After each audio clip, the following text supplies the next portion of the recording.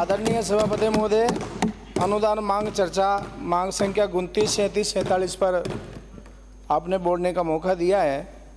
मैं आपको बहुत बहुत धन्यवाद करता हूं। आज की जो मांग संख्या तीनों पर शुभारंभ माननीय विधायक माननीय सदस्य बाबू सिंह जी ने शुभारंभ किया था और आज सारे राजस्थान के प्राचीन और नवीनतम सारे देवी देवताओं के बारे में चर्चा करने का मौका इस सदन पूरा सदन धर्म में हो रहा है, उसकी आरती करने का आज समापन समारोह का मौका मुझे मिला है। आयुर्वेद अर्थवेद का उपवेद है।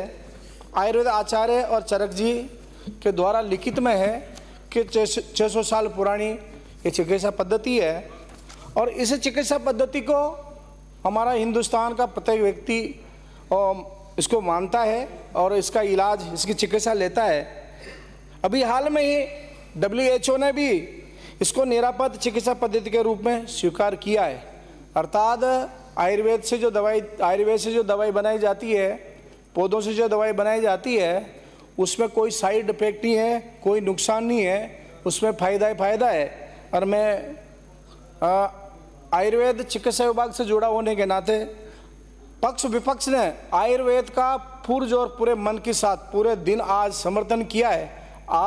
आयुर्वेद को विकास के बारे में और आयुर्वेद की चिकित्सा के बारे में जो विश्वास व्यक्त किया है, मैं माने आपके माध्यम से मंत्री महोदय से अपेक्षा करता हूँ और आशा करता हूँ कि सभी सदस्यों के विश्वास पर और हम सब आयुर्वेद से जुड़े जितने भी लोग हैं, सारे चिकित्सक आज अब सुन रहे होंगे राजस्थान के पूरे देश के, हम आपके विश्वास पर खरा उतरने की पूरी कोशिश करेंगे।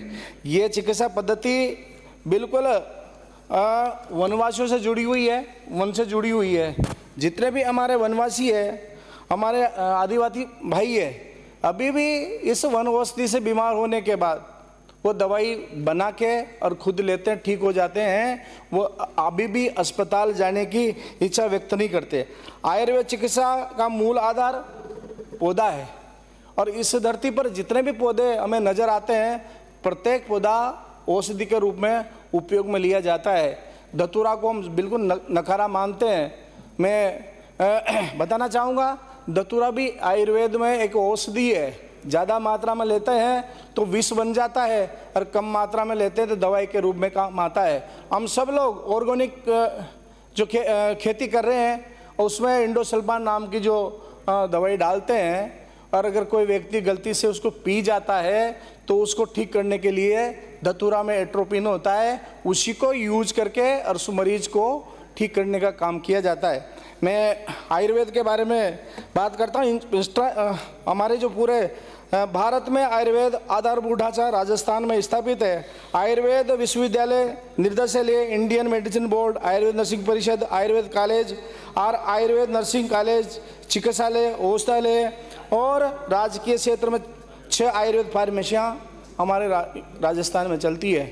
मैं माननीय महोदय आपके माध्यम से मंत्री महोदय से निवेदन करना चाहता हूँ कि हमारी फार्मेसी और अच्छी चले और राजस्थान में वन औषधियाँ पैदा होती है, जो हमारे किसानों को भी फायदा होगा, हमारे वनवासियों को फायदा होगा, आदिवासियों को फायदा होगा और हमारे राजस्थान में वन औषधियाँ वन के पौधे खूब ज़्यादा लगे और हमारी फार्मेसी में बने। मैं मंत्री महोदय से निवेदन करना चाहता हूँ कि उसकी जाँच की गुणवत्ता के बारे में लेबोरेटरी अति आधुनिक तरीके से राजस्थान में लगे, क्योंकि जिस प्रकार दूध राजस्थान में इतना पैदा नहीं होता है जितना लोग पीते हैं, तो उसमें मिलावट होती है। इसी प्रकार आयुर्वेद की दवाई जितनी बाजार में आ रही है इतनी वनौषधि लगती नहीं है, उसमें मिलावट होती है और पूरे डिपार्टमेंट की बदनामी होती है। मरीज रोगी समय पर ठीक नहीं हो पाता है। मैं राजस्थान का देश का पहला राज्य है जहाँ विश्व की आयुष विश्वविद्यालय जोधपुर 2002 में घोषणा की चालू किया गया। देश का वो पहला राज्य है जहाँ नवीन आयुर्वेद योग एवं प्राकृतिक चिकित्सा विद्यालय अजमेर में 2 आयुष विद्यालय हैं। देश का पहला राज्य जहां आयुष नर्सिंग काउंसिल संचालित है।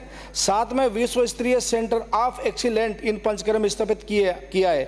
किंतु विभाग की विशालता और इंफ्रास्ट्रक्चर की स्थिति को देखते हुए प्रदेश में सरकार द्वारा आयुर्वेद को अत्यंत कम बजट दिया जाता है। मैं आपके माध्यम से निवेदन करना चाहता हूँ, अपील करना चाहता हूँ कि एलोपैथी की तरह 36,000 करोड़ का बजट और 40,000 करोड़ के बजट में माननीय महोदय बहुत अंतर है। ये जो सोतला व्यवहार आयुर्वेद के साथ किया है, हम सब पूरे सदस्यों ने आप विश्वास व्यक्त किया है। आप हमारी भावना को कदर करते हुए और आयुर्वेद विभाग में जो मेरी प्रमुख मांगे हैं, आयुर्वेद नर्सेज का मेडिकल नर्सेज के समान वेतन पदनाम किया जाए, चिकित्सा नर्सेज का ग्रामीण कैडर का समाप्त किया जाए, चिकित्सक एवं नर्सेज की पदोन्नति की जाए, रिक्त पदों पर भर्तियां की जाए। बजट की तुलना में माननीय महोदय आपके माध्यम से मैं आपकी याद दिलाना चाहता हूं, श्रीमती वसुंधरा जी की सरकार कार्यकाल में 13-18 में आयुर्वेद का 95% बजट खर्च किया। श्री अशोक गहलोत जी की सरकार में कार्यकाल में 19 से 23 द्वारा आयुर्वेद का 92% खर्च किया गया।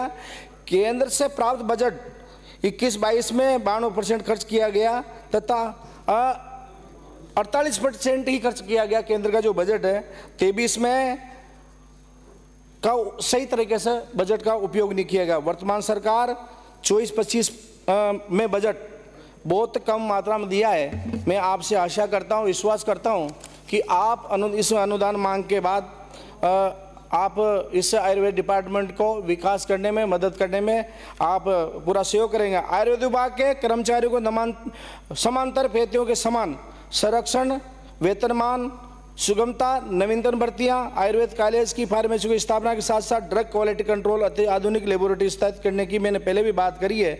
मैं माननीय मंत्री महोदय आपके माध्यम से मैं बताना चाहता हूं, अध्यक्ष महोदय, विभाग में जो बजट दिया जाता है प्रति रोगी 2 रुपया, ये 2 रुपया बहुत कम है। इसको माननीय महोदय आपके माध्यम से मंत्री महोदय से निवेदन करना चाहता हूं कि बढ़ाया जाए। आरजीएचएस की तर्ज पर आरजीएचएस में प्रत्येक सरकारी कर्मचारी को निःशुल्क इलाज करने की जो व्यवस्था की है, मैं एलोपैथी में भी आयुष के माध्यम से जो चिरंजीवी योजना है उसमें आपको प्रत्येक व्यक्ति को इसमें जोड़ने की मैं मांग करता हूं। मैं आपसे ये इतना जरूर कहूँगा, क्योंकि बीमा प्रत्येक व्यक्ति का हुआ है, वो इलाज आयुष से कराए, होम्योपैथी से कराए या आयुर्वेद से कराए या एलोपैथी से कराए, मैं समझता हूँ ज़्यादा खर्चा नहीं पड़ेगा। लेकिन आयुर्वेद में अगर आप आयुष्मान भारत में इस योजना को, इस इलाज को, इस चिकित्सा को अगर जोड़ देते हैं तो मैं कहता हूँ आयुर्वेद के जो इंफ्रास्ट्रक्चर है, जितने चिकित्सक, जितने कंपाउंडर पूरे राजस्थान में लगे हुए हैं, सबको काम मिलेगा, सबको रोजगार मिलेगा। मैं ज़्यादा नहीं कहता हुआ, हमारे मोदी जी का विरासत भारत और विकसित भारत की जो आज उनके मन की बात है, उन्होंने आयुर्वेद को बढ़ाने के लिए आयुष डिपार्टमेंट से एक परिपत्र निकाला है। आयुर्वेद डिपार्टमेंट का जो सर्जन होता है उसको 56 ऑपरेशन करने के लिए अधिकृत किया है। एक सर्जन जो 5 एलोपैथी के डॉक्टर के बराबर एक आयुर्वेद का सर्जन ऑपरेशन कर सकता है। माने मोदी जी का बहुत बड़ा मन है आयुर्वेद को आगे बढ़ाने का। मैं आपसे भी अपेक्षा करता हूं कि आप भी राजस्थान की जो उसकी इंफ्रास्ट्रक्चर आयुर्वेद का है उसको बढ़ाने में मदद करेंगे। और ये उसके बाद में गौ माता पर आता हूं, क्योंकि टाइम 2 घंटे बजा दी। 1 मिनट 2 मिनट तो दे दो साहब। आधा मिनट जल्दी बोलो पूरे। मेरे विपक्ष के सदस्य और गहलोत जी के बारे में कह रहे थे, गहलोत जी गौ भक्त है, उनके बारे में बोलकर मेरी बात को विराम दूंगा।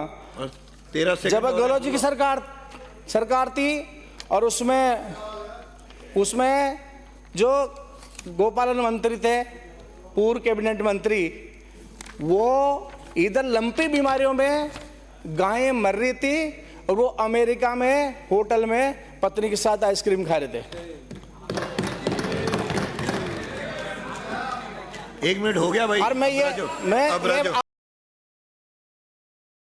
वीडियो देख सकते हैं। राजू यो हाथ में तो हिलाओ। माननीय उप जबरदस्ती गौशाला मुख्यमंत्री डॉक्टर प्रेमचंद गोबर बैरवा पकड़ने से काम नहीं चलेगा। साहब, डॉक्टर प्रेमचंद बैरवा बैठिए। अरे आप बैठिए, और उनसे बात नहीं करनी है, बैठो, बैठिए। अरे माननीय मंत्री जी आप अरे आप बैठो।